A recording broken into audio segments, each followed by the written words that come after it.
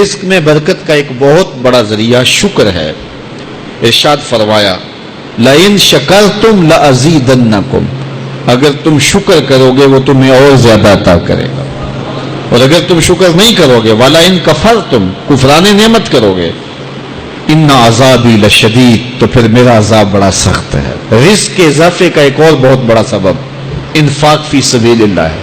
اللہ فرماتا ہے جو تم خرچ کرتے ہو تو جو چیز تم نے نکال دی اس کی جگہ اللہ تمہیں اور عطا کر دیتا ہے. بعض کا ہمارا یہ ہوتا ہے کہ کوئی آدمی مالی بحران میں آ گیا تو وہ کرتا کیا ہے کہ جو راہ خدا میں دینے کا کھاتا تھا پہلے اسے کلوز کرتا ہے. یہ فلاں مدرسے کو دیتے ہو یہ بھی بند کر دو، یہ مسجد کو دیتے ہو یہ بھی بند کر دو، یہ فلاں غریب کو دیتے ہو یہ بھی بند کرو، حالات ٹائٹ ہو گئے ہیں.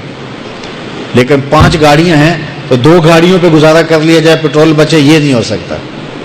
گھر کے لچھن وہی ہیں لیکن بند کہاں سے کیا؟ جہاں سے رزق آنا تھا. ہمیں تو یہ حکم دیا ہے جب رزق تنگ ہونے لگے صدقہ دے کے رب سے کاروبار کر لو، صدقے سے تمہارے رزق میں اضافہ ہوگا. یہ رب کا وعدہ ہے، اللہ کے وعدے جھوٹے نہیں ہو سکتے. رزق کی برکت کا ایک اور بہت بڑا ذریعہ النکاح ہے. فرمایا اگر تم نکاح کرو گے تم فقیر ہو وہ تمہیں غنی کر دے گا. لوگ کہتے ہیں بچہ پیروں پہ کھڑا ہو لے تو پھر نکاح کریں گے. اللہ کہتا ہے تم نکاح کرو ہم پیروں پہ کھڑا کر دیں گے. ہمارا فلسفہ اپنا ہے، اس کا حکم اپنا ہے. وہ کہتا ہے ابھی تو یہ اپنے لیے نہیں کماتا تو جو آئے گی اس کو کہاں سے کھلائے گا؟ میاں جس نے آنا ہے اس نے اپنا رزق لے کے آنا ہے. تو بچوں کی شادیاں کرو، اگر وہ جوان ہو گئے رزق نصیب ہوگا. اپنے اہل خانہ کو نماز کے حکم دینے سے رزق بڑھتا ہے، کیونکہ جو صبح کا وقت ہوتا ہے یہ رزق کے بٹنے کا وقت ہوتا ہے، اور جس گھر میں صبح کے وقت لوگ سوئے ہوئے ہوتے ہیں وہاں بے برکتیاں ہوتی ہیں. تو طلوع فجر سے لے کر کے طلوع آفتاب تک اپنی اولاد کو، بیوی کو، بچوں کو نہ سونے دیں. اس وقت رزق بٹنے کے لمحے ہوتے ہیں. کثیر دعائیں مانگیں، تلاوت کلام مجید پڑھیں، اور نماز فجر مرد حضرات مسجدوں میں جا کے باجماعت ادا کریں، اور گھروں میں جو ہے وہ بیٹیاں بہنیں مصلے بچھا لیں تو اللہ کی رحمتوں کا نزول ہوگا. اب ایک حدیث میں رزق کے اضافے کا ایک اور نسخہ ارشاد کیا گیا. میرے حضور نے فرمایا جو شخص یہ چاہتا ہے کہ اس کے رزق میں برکتیں ہو اور اس کی عمر میں اضافہ ہو تو وہ اپنے رشتہ داروں کے ساتھ سلوک اچھا کرے. رشتہ داروں کے ساتھ اگر اچھا سلوک کرو گے تو پھر تمہارے رزق میں برکت ہو.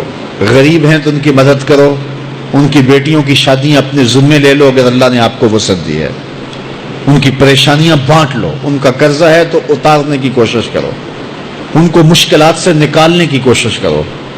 تم ان کو مشکلات سے نکالو گے اللہ تمہیں مشکلوں سے نکالے گا. تمہارے رزق میں بھی برکتیں ہوگی اور تمہارے مال میں بھی برکتیں ہوں گی. فرمایا بہتر صدقہ وہ ہے جو ناراض غریب رشتہ دار کو دیا جائے. اگر وہ پھنس گیا ہے، مجبور ہے، ناراض ہے تو اس کو اگر دیں گے تمہارا نفس اس میں شامل نہیں ہوگا. تو یہ افضل صدقہ ہے جو ہر صورت میں قبول ہی قبول ہے. رزق کے اضافے کا ایک اور سبب الاحسان الی الضعفاء، جو کمزور لوگ ہیں ان کے ساتھ اس نے سلوک کرنا. الانفاق علی طلبۃ العلم، طالب علموں پہ خرچ کرنا، یہ بھی رزق میں اضافے کا سبب اور ذریعہ ہے. وہ حضرت بابا فرید نے کہا نا 6واں رکن دین کا روٹی ہے. گھر میں کچھ نہ ہو تو پھر نہ نماز اور نہ ہی دیگر امور کی لذت آتی ہے. تو یہ رزق فراواں اور وسیع اور مبارک نصیب کر دے اللہ. تو اس کے لیے ایک اور وظیفہ میں دیتا ہوں، اور وہ یہ کہ مغرب کے بعد 21 مرتبہ سورۃ الکوثر پڑھ لیں، کثرت ہو جائے گی انشاءاللہ. اول خدوشی پڑھ لیں، 5-7 منٹ لگتے ہوں گے. تو سورہ کوثر 21 مرتبہ روزانہ مغرب کی نماز کے بعد پڑھیں. اور اگر بہت زیادہ مسائل ہیں تو ہر نماز کے بعد پڑھ لیں. تو انشاءاللہ آپ دیکھیں گے کہ گھر میں برکتیں اترتی محسوس ہوں گی، انوار کا نزول ہوتے محسوس کریں گے. تو یہ وہ رزق کے اسباب ہیں، اگر ہم اختیار کر لیں تو ہم اللہ کی خاص رحمتوں کے حقدار ہوں گے. اللہ ہم سب کو رزق حلال، رزق وسیع، رزق سہل، رزق مبارک، رزق فراواں نصیب فرمائے.